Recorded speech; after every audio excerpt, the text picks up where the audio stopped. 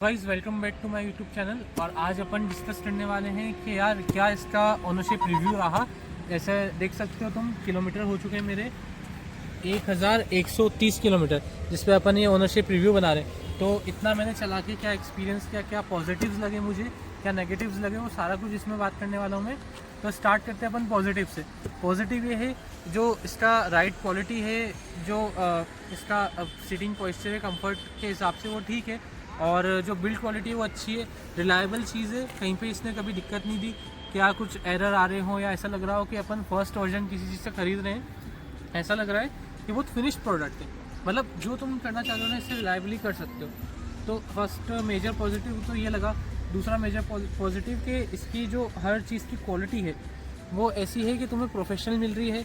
जैसे कि दूसरी बाइक्स में अपन हायर एंड बाइक्स में देखते हैं बटन क्वालिटी और ब्रेकिंग क्वालिटी और ये सब चीज़ें, मतलब ब्रेक्स भी काफ़ी अच्छे दिए हैं, लग भी जाते हैं, पर ब्रेक में एक नेगेटिव भी है, मैं आगे जाके बताऊंगा तुम्हें।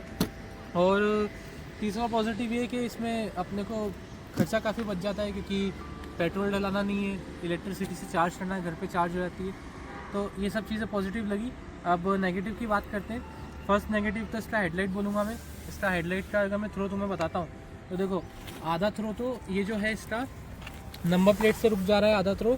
और मैंने इसको एडजस्ट करा, हेडलाइट को नीचे करा, फिर भी जो थ्रो है वो जितना नॉर्मली मिलना चाहिए इतना नहीं मिल रहा, सफिशिएंट नहीं लगा मुझे। और सेकंड नेगेटिव की बात करूँगा, इसका जो चार्जिंग पोर्ट का टाइप है, ये टाइप 6 चार्जिंग पोर्ट यूज़ करता है। तो इसमें एथर वगैरह से कंपेटेबल नहीं है, ओला से हालांकि कंपेटेबल है, पर इसके हाइपर चार्जर्स आपको बहुत कम लोकेशंस पर मिलेंगे।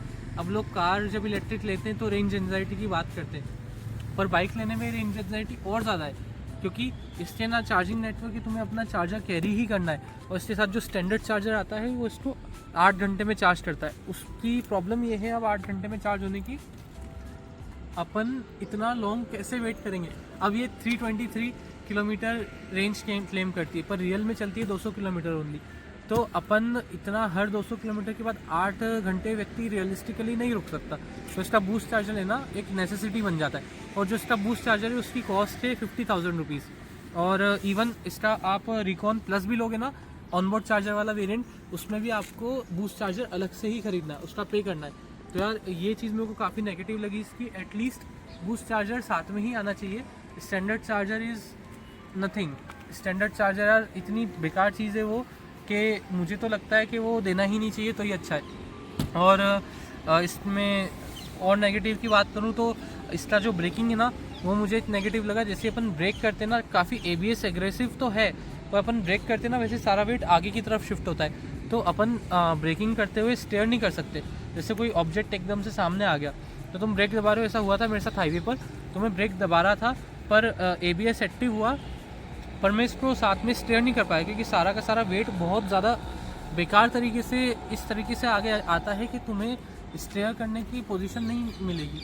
और जो रियर से है, रियर से पूरा का पूरा वेट ख़त्म हो जाता है। भले रियर ब्रेक तुम पूरा दबा लो साथ में फ्रंट ब्रेक के, तब भी ये चीज़ काफ़ी होती है। तो वो चीज़ मुझे लगी है। और ये नेगेटिव है इसके अलावा कि इसको लॉन्ग टूर पे आप यूज़ करोगे और ग्रेवल या डर्ट वाली रोड पे जा रहे हो, तो इसके जो टायर है ना, ये काफ़ी ज़्यादा डर्ट आगे की तरफ फेंकते हैं। और ये जो टायर्स हैं ये ऑफ रोड के हिसाब से अच्छे हैं, मगर ना इसको हाईवे यूज़, सिटी यूज़ कर रहे हैं, तो जो रोड के स्मॉल इम्परफेक्शंस वगैरह हैं, तो हाई स्पीड पे क्या होता है कि हैंडल वाइब्रेशन में कन्वर्ट हो जाते हैं वो, तो वो काफ़ी फील हो रहा है। तो इसमें ये चीज़ नहीं होनी चाहिए थी, या तो हाईवे टायर्स देने चाहिए थे, तो शायद हो सकता माइलेज भी ज़्यादा निकलता। अब 200 किलोमीटर चल रही है बाइक, तो वो ये टायर भी एक कारण है, क्योंकि अगर हाईवे टायर्स होते, F77 ज़्यादा रेंज दे रही है सिमिलर बैटरी पैक के साथ, एक मेजर कारण उसके टायर्स हैं इसमें। और एक पॉजिटिव इसका है रिवर्स मोड। रिवर्स मोड काफ़ी हेल्प करता है पार्किंग में इधर उधर लेने में। वेट फील नहीं होता बाइक का इतना, है ना, पर वो वेट कहीं ना कहीं डिसएडवांटेज बन के आता है कुछ सिचुएशंस में, कुछ सिचुएशंस में एडवांटेज बन के भी आता है वो वेट, तो उसको अपने हिसाब से देख सकते हैं। और एक नेगेटिव में इसका बोलूँगा इसकी पैनल क्वालिटी। ये पैनल जो क्वालिटी है ये थोड़ी प्लास्टिक की है, और साथ में ना ये जो पेंट फिनिश है इसके ऊपर, ये पेंट फिनिश का अपन ने 7,500 रुपये दिया है।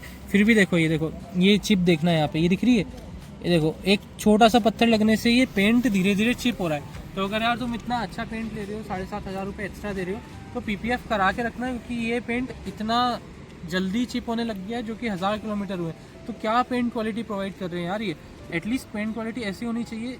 चलो अगर तुम फाइबर की बॉडी दे भी रहे हो, प्लास्टिक की बॉडी दे भी रहे हो, पर पेंट क्वालिटी ऐसी रखो ना, इतनी आसानी से चिप्स नहीं लगनी चाहिए इस पर। और जो कि ये टैंक के पास में देखो किस पोजीशन पे लगा है ये चिप, टैंक के इतना पास में, यहाँ पे कहाँ से पत्थर उड़ के आया होगा, और कहीं पे बॉडी पे कोई स्ट्रेच नहीं है कि गाड़ी कहीं गिरी हो, कुछ हुआ, बिल्कुल ये नई फिल्म लगी हुई है, ऐसे चिप्स निकल रहे हैं इसके पेंट में से, ये कोई बात नहीं होती है 4 लाख की बाइक में पेंट क्वालिटी में ऐसे इम्परफेक्शंस आना, ये कोई बात नहीं होती। तो ये भी एक नेगेटिव में काउंट होगा इसमें। और ये जो बैटरी पैनल पे ये जो लगा है, ये देखो स्टिकर लगा है, ये स्टिकर भी धीरे धीरे निकलने लगा है, तो एट अ टाइम ये निकल जाएगा। तो ये वाला जो लुक इसमें आ रहा है ना बाइक में, ये ज़्यादा टाइम का लुक नहीं है ना, कुछ समय के बाद हो सकता है कि बाइक का लुक चेंज हो, पैनल क्वालिटी भी थोड़ी थोड़ी गैप वाली है, तो ये सब चीज़ें ध्यान में रख के आप बाइक लो तो अच्छा है। रियलिस्टिक जो भी था मैंने बताया है, ये वीडियो किसी से स्पॉन्सर्ड नहीं है, कोई कंपनी से एफिलेटेड नहीं है। एक और इसमें ये जो गार्ड लगा है ना, ये देखो इसकी क्वालिटी में यहाँ से दिखाता हूँ तुम्हें, तो ये भी बहुत प्लास्टिक की गार्ड्स हैं, ये तो होते ही इसी टाइप के आते हैं, पर देखो इसमें इसका प्ले बहुत ज़्यादा है, इसमें दिख रहा होगा ये। तो ये जो है ना, ये छोटी छोटी चीज़ें होती हैं जो कि यूज़र एक्सपीरियंस को थोड़ा अच्छा नहीं रहने देती हैं। तो ये सब चीज़ें सोचते हुए आप बाइक को लेना, स्पेशली जो रेंज का क्लेम है, रेंज का क्लेम काफ़ी गलत है। 200 किलोमीटर्स रियल रेंज एक्सपेक्ट कर सकते हो, ये 200 किलोमीटर्स इससे आती है वॉट आवर पर किलोमीटर के हिसाब से कैलकुलेशन होता है। इसमें 10 किलोवाट आवर की बैटरी है, मतलब 10,000 वॉट आवर है, और ये 50 के आसपास चलती है। वॉट आवर पर किलोमीटर जो इधर फिगर बताते हैं वो 50 के आसपास रहता है नॉर्मल कंडीशंस में, उससे ज़्यादा ही जाता है। तो 50 से डिवाइड करेंगे तो 200 आता है, तो 200 जो नंबर आ रहा है वो किलोमीटर है। तो अभी ये नंबर, जैसे मैं सिटी में चला 41 आया, तो अभी ये अगर 50 चलता है तो 200 आती है, और जैसे मैं हाईवे पे चलाता हूँ तो ये 60 भी जाता है, 90 भी जाता है, तो यार इसकी रेंज उस हिसाब से और कम आएगी। तो यार ये एक मेजर कंसिडरेबल चीज़ है, क्योंकि 300 आप सोच के ले रहे हो, पर आप हर 100-150 किलोमीटर में चार्ज कर रहे हो, तो फिर वो काफ़ी more than less than half आपको रेंज आ रही है इसमें, तो वो कंसिडर करने वाली चीज़ है, वो मेजर एक नेगेटिव है। एक और नेगेटिव ये है कि इसमें रेडार इन्होंने बोला था कि इंस्टॉल्ड आएगा सारे वेरिएंट में, मगर इसका रेडार अभी तक एक भी बार चालू नहीं आया, कंपनी के पास रेडार ही नहीं आया है। मेरी शोरूम पे बात हुई है, फर्स्ट सर्विस भी हो गई इसकी, मगर जो रेडार इनको इंस्टॉल करना चाहिए था इसमें, वो उन्होंने करके नहीं दिया। उन्होंने बोला था कि अभी जो है रेडार उनके पास अवेलेबल नहीं हुआ है कंपनी की तरफ से, तो जो मेजर फीचर पे मार्केट कर रहे हैं वो फीचर इनके पास अवेलेबल है ही नहीं। अभी वो बोल रहे हैं कि जब वहाँ पे आएगा रेडार तो वो इंस्टॉल करके देंगे। तो ये जो भी टेक गुरुज आपको वीडियोस में बता रहे हैं कि ये सब चीज़ें हैं, वो सब चीज़ें हैं, पर रियल कस्टमर के पास तो नहीं आई है ना अभी तक।